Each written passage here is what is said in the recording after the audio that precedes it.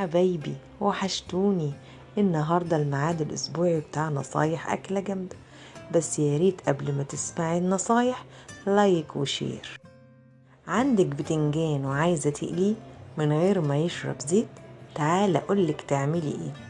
ما تقطعيهوش حلقات لأن الحلقات دي هتشرب زيت كتير جدا. اعملي ايه بقى؟ قطعيه بالطول، يعني شرايح طولية، ورشي عليه شوية ملح وسيبيه ربع ساعة، هينزل كل المية اللي فيه. وبعد كده اقليه في زيت مقدوح، هتلاقيه مشربش زيت منك خالص وتاكلي احلى بتنجان.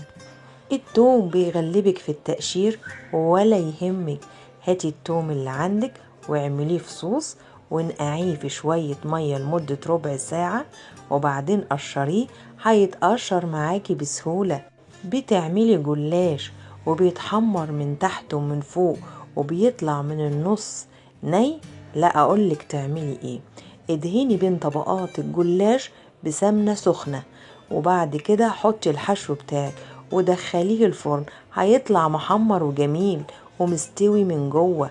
عايزة تظبطي كمية المية اللي بتحطيها على الرز البسمتي؟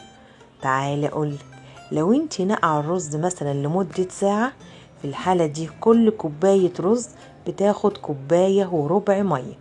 لكن لو انتي غاسلة الرز بس ومش نقعاه، كل كوباية رز بتاخد كوباية ونص مية، وكده يطلع معاكي مفرفر وجميل وتاكلي احلى رز بسمتي.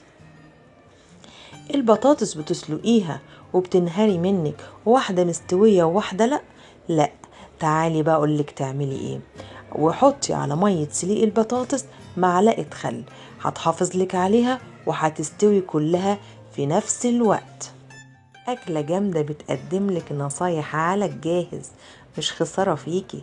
بس لو عجبتك النصايح ولسه ما اشتركتيش في القناة، بسرعة اشتركي في القناة وكمان فعلي زر الجرس عشان يوصلك كل جديد.